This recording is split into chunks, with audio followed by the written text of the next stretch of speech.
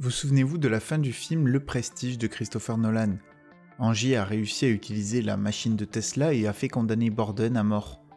Un peu plus tôt dans le film, celui-ci avait prévenu un de ses gardes qu'un jour il lui demanderait s'il était attentif, puis qu'il disparaîtrait.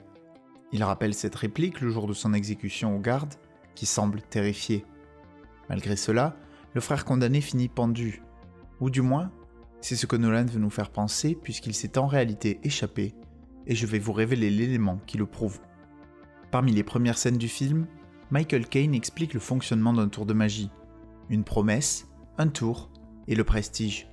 Cette ligne de dialogue reflète en réalité l'intégralité du film dans lequel nous pouvons voir les 3 étapes de plusieurs façons, ce sur quoi nous reviendrons à la fin de la vidéo. Le prestige nous est révélé dès l'ouverture du film. Le titre apparaissant à l'écran sert en réalité à montrer que le prestige vient d'être réalisé. Le chapeau s'est dédoublé.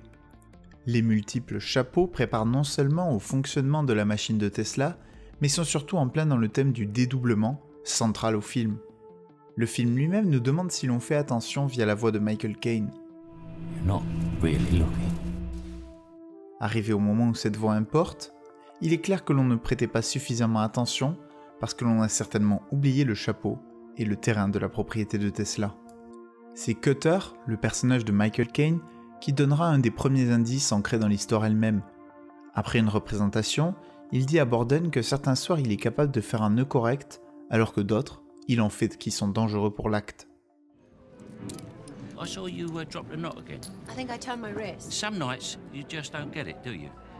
Borden est cependant celui qui donne le plus d'indices sur sa propre situation. On le voit régulièrement évoquer la présence de plusieurs parts de lui, qui reflètent en réalité Freddy et Alfred, parce que oui, les deux ont 2 noms différents, comme cela est révélé au restaurant, où Olivia l'appelle Freddy. Well, we've hit upon a new trick. We found him. What trick, Freddy? Yes, Freddy. Sa femme ne l'a jamais appelé ainsi, et est à tort jalouse d'Olivia. C'est parce qu'en réalité, il s'agit de l'autre frère. L'un s'appelle Freddy, l'autre Alfred. Nous ratons parfois même certaines évocations indirectes.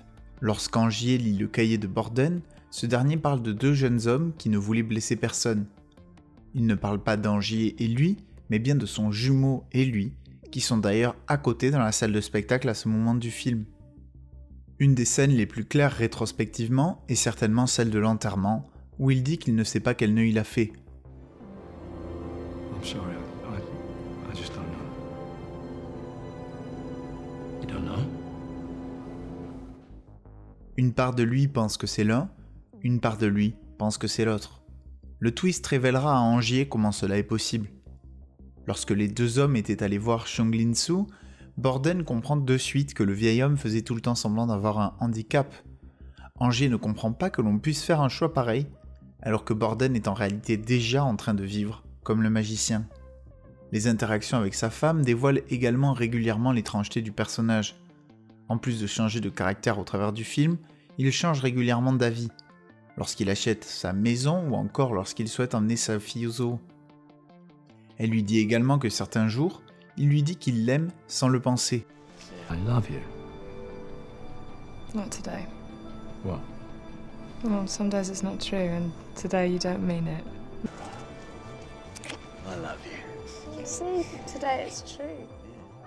Elle pense que c'est à cause de la magie, puis à cause d'une autre femme, ce qui l'amènera au suicide.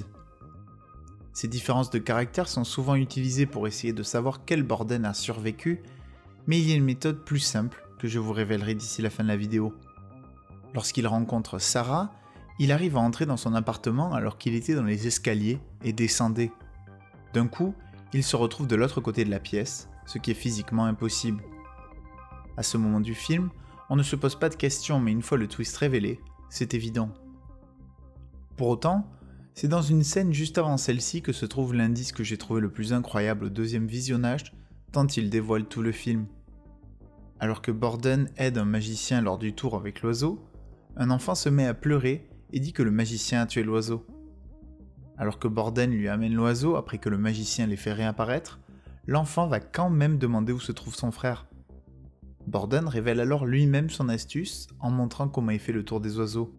Pire encore, à la fin de cette scène, il demande à l'enfant s'il regarde attentivement et lui montre une pièce à 2 faces. You watching closely. closer. Tout comme l'enfant, l'audience n'a pas fait attention à ce détail. Borden répétera ensuite à plusieurs reprises à Sarah l'importance de Fallon pour lui, et est désespéré lorsqu'il est enterré par Angier. La présence constante de Fallon n'est plus surprenante une fois que l'on sait qu'il s'agit de son frère et non d'un servant. C'est avec ce même Fallon qu'il aura deux conversations très étranges. La première est celle où il lui demande de l'aider à convaincre Sarah qu'il l'aime, alors que dans la scène suivante il se retrouve avec Olivia. Do whatever you can to help me. Whether talk to her, just convince her that I do love her. La seconde est celle où il cherche le secret d'Angier. On le voit étape par étape changer d'avis et même demander à Fallon pourquoi il n'arrive pas à le battre. Enfin, il finit par lui dire de ne pas retourner au spectacle, mais dans la scène suivante, il va sous la scène, ce qui est incompréhensible tant que l'on n'a pas la solution. Le côté d'Angier n'est pas en reste pour autant. Tout le long du film, plusieurs personnages vont dire à Angier que Borden utilise un double, mais il ne veut pas y croire alors qu'il n'y a pas d'autre possibilité. Malgré l'insistance, nous ne croyons pas non plus un instant que cela puisse être la solution, car le point de vue d'Angier nous oriente vers autre chose. Je vous ai promis de révéler comment je savais que Borden avait survécu à son exécution, et je vais honorer cette promesse. Contrairement à ce qui est souvent prétendu, il existe un moyen infaillible de différencier les jumeaux, parce qu'ils possèdent une très discrète différence physique. L'un d'eux possède une petite cicatrice qui coupe l'un de ses sourcils. On peut voir les deux frères dans plusieurs scènes, mais la plus claire est à mon avis celle où le deuxième se fait couper les doigts. En zoomant, on voit que l'un a un sourcil nettement coupé, alors que le second l'a intact. Une scène où cette coupe est également très claire est la conversation finale avec Olivia. Je souhaite également porter à votre connaissance une idée que j'ai vue être défendue et qui mérite d'être envisagée. La machine de Tesla ne fonctionnerait pas et Nolan nous aurait en réalité dupés. La dernière phrase du film vient de Michael Caine qui répète une fois encore que nous ne regardons pas suffisamment bien car nous voulons être trompés. Alors que nous regardons le corps dans l'eau, celui-ci est censé nous convaincre qu'Angier racontait la vérité. Certains prétendent en résumé que la machine de Tesla ne fonctionne pas mais crée un flash qui permet de tromper l'audience. Angier aurait rappelé son double afin d'exécuter le tour de magie, et ce serait son double qui serait mort dans le réservoir d'eau. Cela l'aurait à la fois débarrassé de Ruth qu'il avait trahi, mais lui aurait également permis d'accomplir sa vengeance envers Borden. L'hypothèse est très intéressante et de nombreux éléments permettent de la soutenir. Je réponds cependant avec un argument très simple. Le corps d'Angier a bien été identifié par Cutter, mais surtout a été sorti du réservoir d'eau. Comment donc peut-il y avoir encore un corps dans le réservoir d'eau, en plus de celui qui a été sorti, et de celui d'Angier qui vient de mourir sans que la machine ait fonctionné? Enfin, j'avais évoqué au début de la vidéo l'idée que l'intégralité du film se retrouvait dans la présentation d'un tour de magie faite par Cutter. La promesse, le tour et le prestige se reflètent en effet à de multiples reprises, que nous évoquerons en grand détail dans la vidéo d'analyse approfondie que je réaliserai sur le film. Une des plus intéressantes se trouve cependant dans la fin de l'histoire de Borden. La promesse est qu'il va trouver l'explication du tour d'Angier, et on le voit alors aller sous la scène pour la révéler. C'est alors que se produit le tour.